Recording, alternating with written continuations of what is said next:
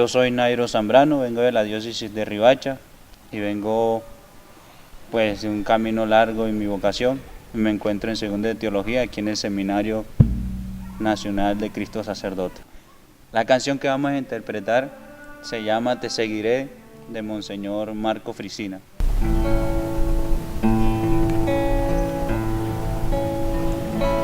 Te seguiré,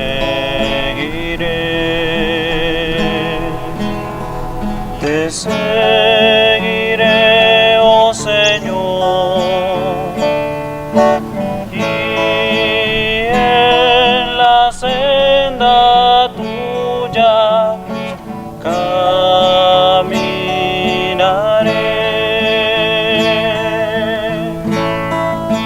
Te seguiré por la senda del amor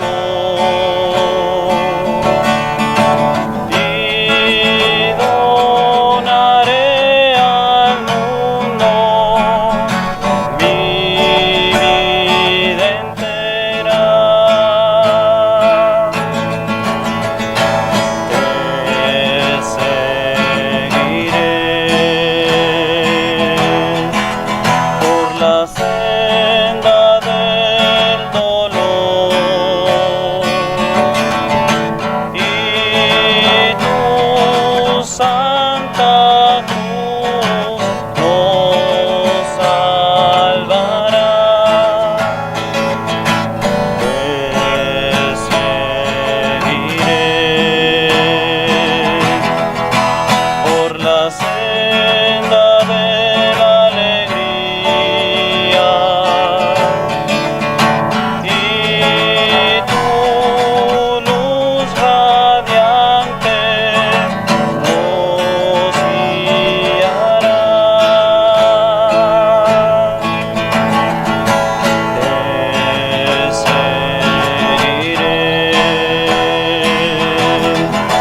Te seguiré, oh Señor,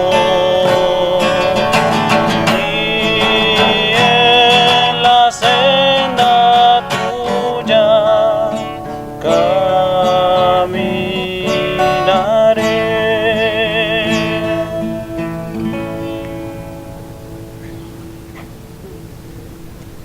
Todo su amor, deja que todo renueva. Les doy la bienvenida a nuestro programa Jesús Evangelio. Vamos a reflexionar, como lo hacemos todos los domingos, sobre la palabra, sobre el mensaje que el Señor nos envía para fortalecer nuestra vida espiritual. Y para lograrlo nos acompaña hoy Cristian Flores Suárez. Cristian, bienvenido. Gracias, Brian. Un saludo muy especial a todas las personas que sintonizan nuestro programa por los medios televisivos de Jesús Palabra y a quienes también se unen a nosotros por las redes sociales para este espacio de reflexión acerca de la palabra del Señor. Muchas gracias, Cristian. Cristian es un seminarista del Seminario Nacional Cristo Sacerdote. Está cursando su formación teológica y es de Sonsón, de un municipio que representa mucho la cultura antioqueña, que tiene mucha fama, en parte por su historia, por todo este contexto cultural. Es un pueblo muy bonito y además porque la diócesis en la que nos encontramos, en uno de sus nombres, Sonsón Río Negro, entonces pues le da también esa idiosincrasia, esa característica especial, y pues porque ahí está la catedral. Qué bueno sería, Flores, que nos comentara un poco sobre toda esta realidad de Sonsón. En efecto, Brian, gracias por preguntar acerca de nuestro pueblo. Pues decía un poeta, hablando acerca de Sonsón, que es la ciudad que ha decidido no morir. Una ciudad desde siempre fundada el 4 de agosto de 1800 por don José Joaquín Ruiz y Zapata, rionegrero que venía con un grupo de caminantes hasta que llega a los valles altos de lo que llamaría más tarde Sonsón. Allí iniciaría una pequeña comarca y luego iniciaría ya la gesta de lo que sería nuestro municipio. Desde siempre guardando valores históricos y culturales, desde siempre guardando la tenacidad de sus gentes, uno de los símbolos de la fe y de la fuerza de nuestro pueblo y que siempre guardamos en la memoria y que ha trascendido de generación en generación, ha sido la famosa Catedral de Granito, que aquí en el seminario es muy famosa, nos molestan mucho que porque vivimos del recuerdo. ¿Y cómo no vamos a vivir del recuerdo de un tesoro tan grande que tuvimos en nuestro pueblo? Lo conservamos en nuestro escudo como un símbolo de la fe, de la fuerza y del empeño de los sonsoneños que se iban hasta las canteras del río Sonsón con la recua de mulas, con los niños pequeños, cargándose el bloque de piedra que pudiese cada uno según la capacidad de sus fuerzas, llevarlo a la plaza y construir el símbolo y el esplendor de su fe. Otro poeta que decía que Sonsón fue un pueblo que tuvo la catedral más bella y más íntimamente lacrada con su Dios. Y hago mucha referencia a esto precisamente porque hace algunos días las personas que son cercanas y que nos ven a Sonsón y los mismos sonsoneños que nos observan, se ha abierto una sala en el Museo de Arte Religioso haciendo referencia a este símbolo de nuestro municipio. ¿Qué resguarda? Que resguarda no solamente la identidad de la fe de Sonsón, sino que también pues toda esa idiosincrasia y fuerza que tiene el sonsoneño. Y no solamente la fe, también Sonsón ha sido cuna de grandes historiadores, de grandes políticos y de grandes personajes que desde diferentes escenarios de la vida pública y desde diferentes ramas han servido también para el crecimiento de nuestra cultura y de nuestro pueblo. Qué bueno, Flores, que nos comentara. Para los que no saben, pues, ya pues él hizo una reseña y contó que ya no existe esa catedral, pues, o sea, está la catedral, pero no esa obra magna. Pero que comentar un poco por qué se destruyó, por qué ya no está, en qué año fue, para que pues, nuestros televidentes se informen.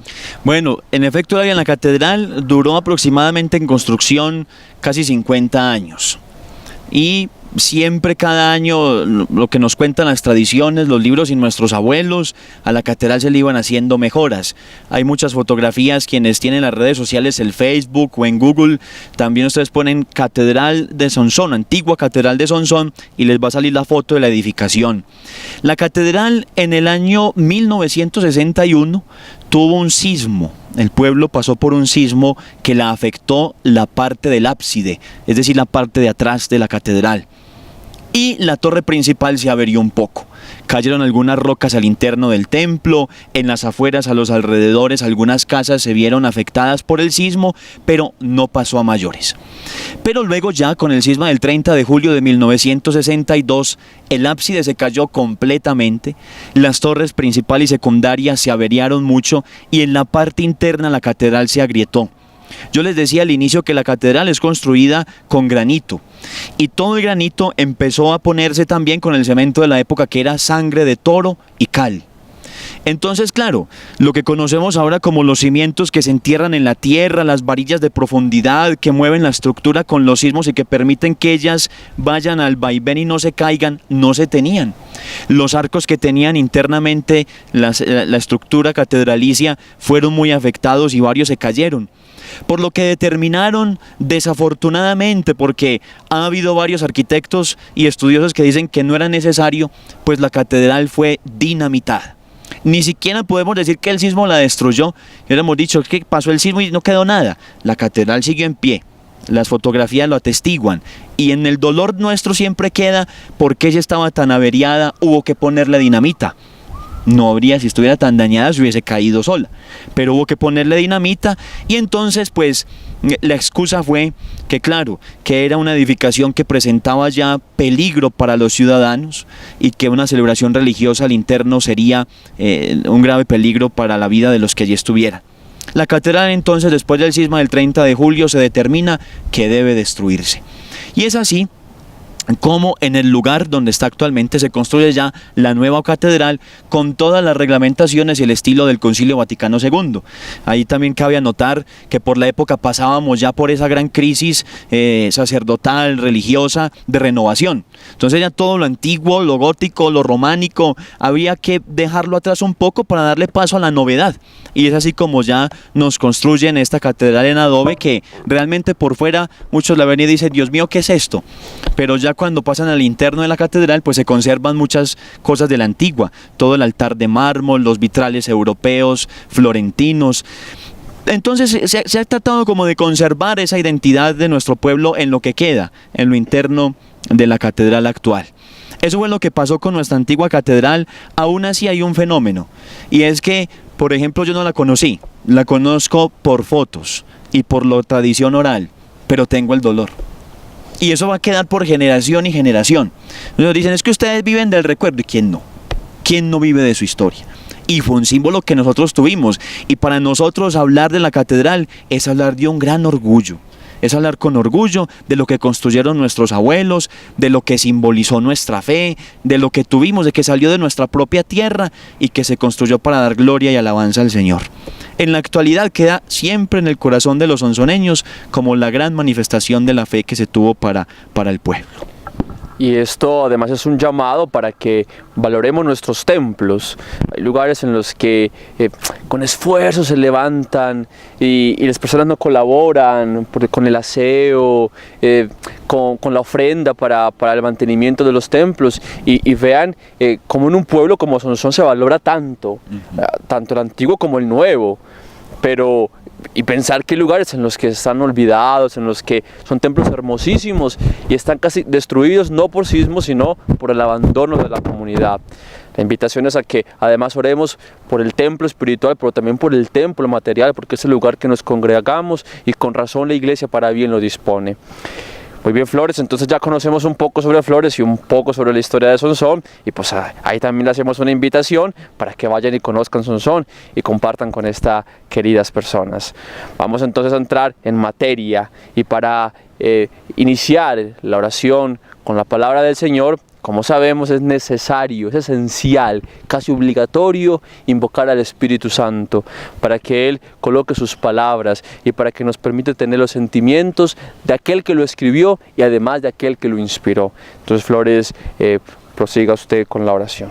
Muchas gracias, Brian. Yo los invito a que desde lo profundo del corazón dirijamos con sentimiento de agradecimiento al Señor esta experiencia de encontrarnos con su palabra, de que le pidamos que con la fuerza de su Espíritu Santo no solamente abra nuestro entendimiento para con la razón tratar de comprender un poco el misterio que tiene inserto la palabra, sino también para que el Espíritu de Dios trascienda a lo profundo de nuestro corazón, de tal manera que nuestra vida, como lo reclama el Evangelio de hoy, sea un constante testimonio de Cristo, de que nuestros actos reflejen lo que verdaderamente nosotros sentimos, de que Cristo se haga vida en nuestros actos.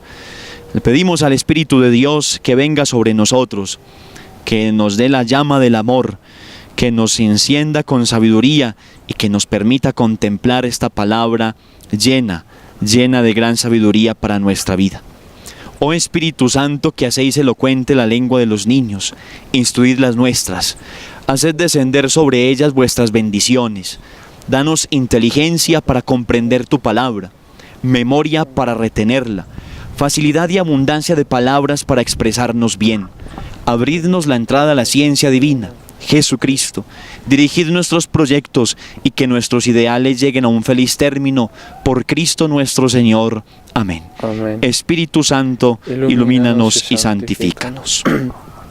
Vamos entonces, antes de leer el texto, a compartir la cita bíblica para que nuestros televidentes las puedan buscar en sus Biblias. Estamos ya en el domingo 22 del tiempo ordinario y nos sugiere la liturgia que nos adentremos en el Evangelio de Marcos, capítulo 7, versículos del 1 al 23. Marcos 7, 1 al 23. Vamos entonces a hacer lectura del texto. Se reunieron junto a él los fariseos y algunos escribas venidos de Jerusalén, y vieron que algunos discípulos comían con manos impuras, es decir, sin lavarse las manos, pues los fariseos, como los demás judíos, no comen sin lavarse las manos, restregando bien, aferrándose a la tradición de sus mayores. Y al volver de la plaza no comen sin lavarse antes, y se aferran a otras muchas tradiciones, de lavar vasos, jarras y ollas. Y los fariseos y los escribas le preguntaron: ¿por qué no caminan tus discípulos según las tradiciones de los mayores y comen el pan con manos impuras? Él les contestó: bien profetizó Isaías de vosotros, hipócritas, como está escrito: este pueblo me honra con los labios, pero su corazón está lejos de mí. El culto que me dan es vacío, porque la doctrina que enseñan son preceptos humanos. Dejáis a un lado el mandamiento de Dios para aferraros a la tradición de los hombres. Y añadió: anuláis el mandamiento de Dios por mantener vuestra tradición. Moisés dijo: honra a tu padre y a tu madre, y el que maldiga a su padre o a su madre es reo de muerte. Pero vosotros decís: si uno le dice al padre o a la madre, los bienes con que podría ayudarte son corbán, es decir, ofrenda sagrada, ya no le permitís hacer nada por su padre o por su madre, invalidando la palabra de Dios con esa tradición que os transmitís, y hacéis otras muchas cosas semejantes. Llamó Jesús de nuevo a la gente y les dijo: escuchad y entended todos, nada que entre de fuera puede hacer al hombre impuro. Lo que sale de dentro es lo que hace impuro al hombre. Cuando dejó la gente y entró en la casa, le pidieron sus discípulos que les explicara la parábola. Él les dijo: ¿también vosotros seguís sin entender? ¿No comprendéis? Nada que entre de fuera puede hacer impuro al hombre, porque no entra en el corazón, sino en el vientre, y se echa en la letrina. Con esto declaraba puros todos los alimentos. Y siguió: lo que sale de dentro del hombre, eso sí que hace impuro al hombre, porque de dentro, del corazón del hombre, salen los pensamientos perversos, las fornicaciones, robos, homicidios, adulterios, codicias, malicias, fraudes, desenfreno, envidia, difamación, orgullo, frivolidad. Todas esas maldades salen de dentro y hacen al hombre impuro. Palabra del Señor. Gloria a ti, Señor Jesús. Muy bien, hemos escuchado entonces la narración del Evangelio de Marcos. Sería también bueno que nosotros en este domingo hiciéramos un pequeño repaso por las otras lecturas que nos ayudan de abrebocas para el Evangelio. Los que siguen la palabra de Dios y tienen ahí sus escrituras, pueden tomar apunte para que más adelante, luego del Evangelio, ustedes ya en la intimidad de su hogar, bajo la luz del Espíritu Santo, puedan hacer este repaso por las lecturas. El Deuteronomio en el capítulo 4, versículos del 1 al 8, habla de la grandeza de los mandamientos de Dios. Y eso es bastante importante. Primero porque el libro del Deuteronomio fue un libro que estuvo perdido muchos años. Luego ya más o menos por los siglos séptimos, por el siglo séptimo más o menos, el rey Josías interviene en el templo y encuentra este libro y lo saca para que de nuevo los sabios puedan escudriñar lo que se encuentra allí en la palabra. Y para que también pues se logre ver allí las tradiciones judías importantes que resguarda el libro. ¿Y por qué nos sirve de abrebocas? Porque trae una invitación muy especial. Trae la invitación a considerar con sabiduría los mandamientos de Dios. Y eso nos ayuda a nosotros para comprender que los mandatos del Señor no son en ningún momento para nosotros prohibiciones y no se pueden convertir para nosotros en cargas. Los mandamientos de Dios sirven sobre todo para que Él esté más cerca de nosotros y para que nosotros comprendamos la necesidad de, como su pueblo, caminar siempre con Él. También los mandamientos nos ayudan a nosotros para que sirvan de expresión salvífica de Dios. Sin lugar a dudas que la gran necesidad de Dios con ellos no es ni siquiera nosotros encerrarnos en un cúmulo de leyes. No es volvernos a nosotros mecanicistas, no es hacernos, como dice la expresión popular, leguleyos. Lo que quiere el Señor con nosotros y lo que refleja en el libro del Deuteronomio es precisamente desde la libertad y desde la expresión de nuestro corazón, lograr nosotros adentrarnos en el misterio de Dios amor. Por eso será Jesús más adelante, precisamente en el Evangelio que hemos acabado de leer, quien venga a liberar esos mandamientos de ser una carga para el pueblo y se conviertan en un camino libre de adhesión al Señor. Luego nos encontraremos con la carta de Santiago en el capítulo 1, versículos del 17 al 27, que es una carta que nos abre la necesidad de nosotros abrirnos a los dones divinos. Es un texto lleno de claves sapienciales, es decir, cuando nosotros descubrimos que Dios nos da los dones verdaderos, y esos dones donde se revelan cuando nosotros nos acercamos con fe, con devoción y con amor a la palabra de Dios. Por lo tanto, esa misma palabra será para nosotros la salvación del corazón de cada uno de nosotros los creyentes. Pero hay algo fundamental que nos ayuda a nosotros para poder comprender el Evangelio de hoy.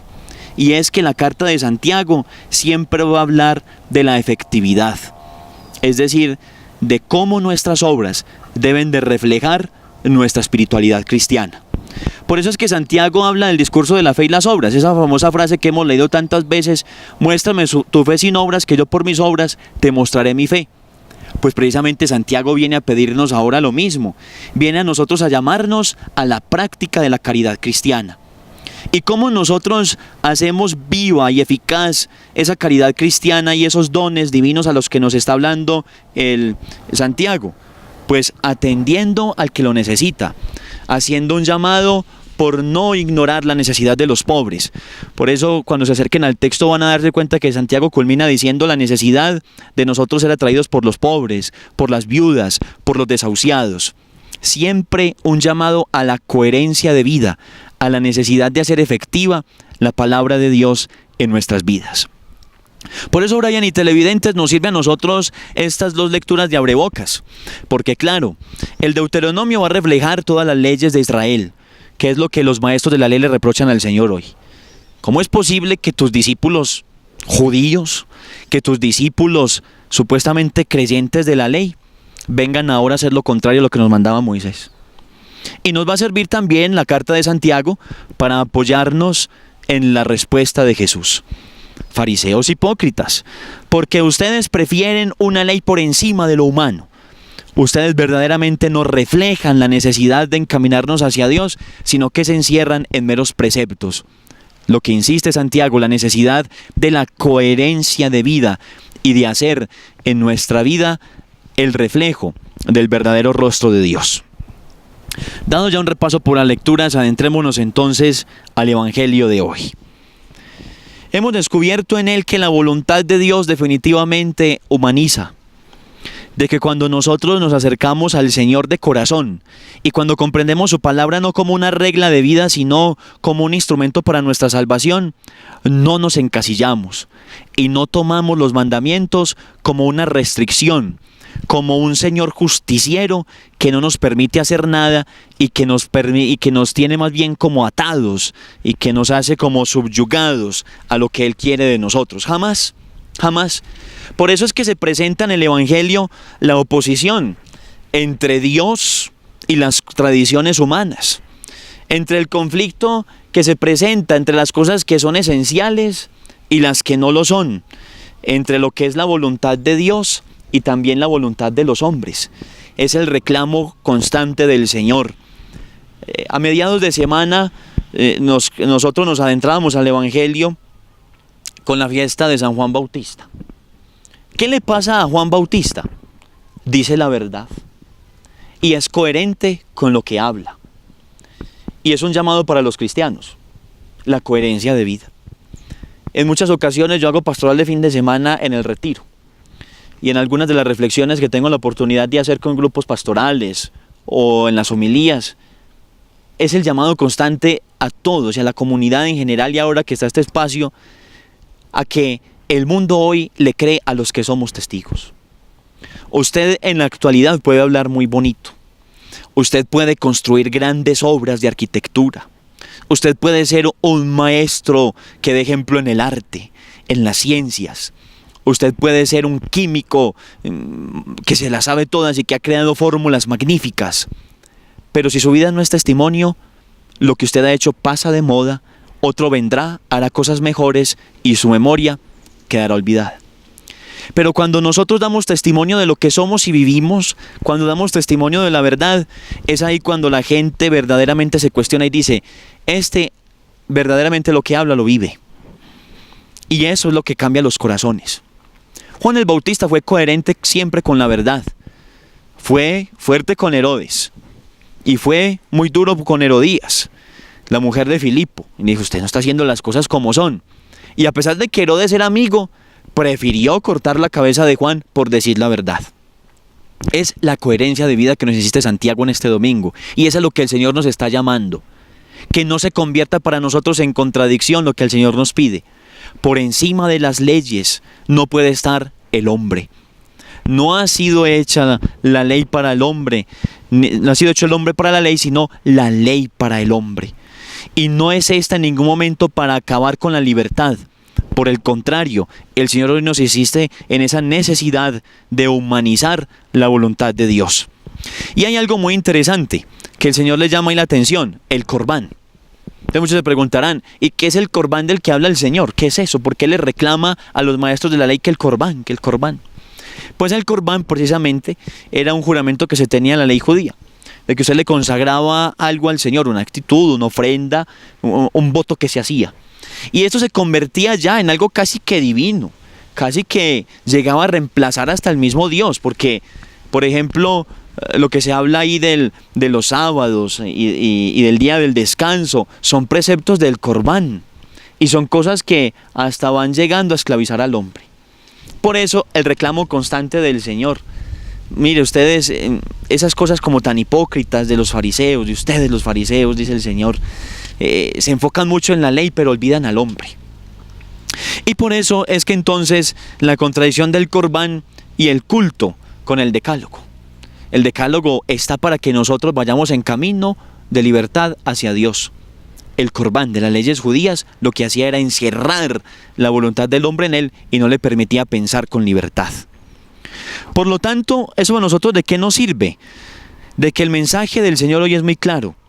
Dios no necesita de lo que está bajo imperativos tradicionales. A veces nosotros también en nuestras parroquias, en nuestros grupos, esto siempre ha sido así. ¿Se ha notado, Brian, cuando vamos a los grupos pastorales? Tantas personas, es que aquí siempre ha sido así. Vamos a darle un volco a este grupo, pero para mejorar, claro está. No padre, no seminarista, no hermana, no religioso. Esto siempre ha sido así.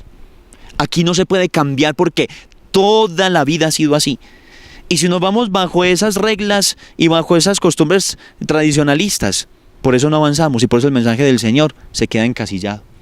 Porque nos da miedo la apertura del Espíritu Santo. Decíamos al inicio que el Espíritu Santo nos diera la fuerza necesaria para abrir el corazón y la mente. Y abriendo el corazón y la mente nos damos cuenta que la palabra de Dios tiene que trascender fronteras. Pero a veces nosotros nos convertimos en impedimento para que esa palabra de Dios llegue a muchos hombres y mujeres que la necesitan. Las tradiciones son buenas, hay que conservarlas, no podemos olvidarlas. Pero ¿hasta qué punto ellas también se convierten en objeto de tropiezo para que el Señor haga su obra en nosotros? Hay que tener mucha delicadeza con eso, porque nuestro Dios no es un Dios de encerrarnos en cosas inútiles. Nuestro Dios es un Dios de libertades y es un Dios que nos llama desde la vivencia de lo cotidiano y lo sencillo a hacer grandes obras con la palabra que Él nos ha regalado. Con las obras de caridad que insiste Santiago, con el consejo al pobre, al desvalido, con la ayuda a la viuda, con la atención al que más lo necesita. Siendo sinceros de corazón, callando cuando no debemos hablar. Siendo justos cuando las injusticias en el mundo a veces sobrepasan los límites. Es desde lo pequeño de nuestra vida, desde el hogar, desde la familia, desde el trabajo, nosotros podemos dar testimonio de vida cristiana. Precisamente por eso les decía, Dios no necesita lo que está bajo imperativos tradicionales, necesita de lo que hay en lo más sencillo y sincero de nuestro corazón. Por lo tanto, hay algo muy peligroso, y es que a veces, desde la perspectiva del Evangelio, la religión podría convertirse para nosotros, y esto es muy delicado, hay que saberlo entender, en una fábrica inhumana de lo que Dios no quiere. Porque a veces, claro, nosotros con nuestras actitudes y tradicionalismos, a veces nos convertimos en jueces. Porque estoy en un grupo tal, yo puedo hablar. Es que yo soy fulano, sutano, perano de tal. Yo pertenezco al grupo pastoral de la parroquia tal y hago esto. El Señor a nosotros nos llama al servicio desde lo sencillo. Y esos imperativos tradicionales y esas cosas a veces nos van haciendo inhumanos. Porque claro, como yo aparezco de lector o de lectora, como yo soy el cursillista, como yo soy el acólito, como yo soy el seminarista o como yo soy, etcétera, tantas formas de servir en la iglesia, yo puedo juzgar al otro y yo puedo ser mejor que los otros. Y cuidado, porque el Señor hoy nos pide entonces eso, la sencillez de corazón y por lo tanto, desde lo sencillo de nuestras vidas, hacer la verdadera religión, que nace de un corazón abierto y misericordioso con todos los hermanos. Muy bien, Flores, se nos ha agotado el tiempo. Yo sé que ustedes como yo nos enriquecemos con esta palabra, con esta reflexión, porque la intención de este programa es enriquecer nuestro espíritu, ser cada día mejores cristianos. Que ustedes se queden con una tarea, con un compromiso a partir de lo que el seminarista nos ha compartido hoy, a partir de lo que el Señor le inspira a ustedes, a partir de lo que ustedes tomen como motivo para cada día ser mejores. Muchísimas gracias, Dios le pague y a ustedes pues nos vemos el próximo domingo. Con todo gusto, Brian, a todos, que el Señor les bendiga y que esta palabra entonces quede en lo más profundo del corazón para que se haga vida en nuestras acciones cotidianas. Todo su amor. Deja que todo renueva. La siguiente canción que vamos a interpretar es a honor a la Santísima Virgen María y se llama Oh Señora Mía. Oh Señora mía, oh Madre mía, yo me ofrezco del todo a vos. Y en prueba de mi filial afecto, os consagro mi corazón. Mis ojos, mis oídos, mi lengua, mi corazón, toda mi vida yo la ofrezco del todo a vos. Oh Señora mía, oh Madre mía, yo me ofrezco del todo a vos. Y en prueba de mi filial afecto, os consagro mi corazón. Mis ojos, mis oídos, mi lengua, mi corazón, toda mi vida yo la ofrezco del todo a vos, mi corazón.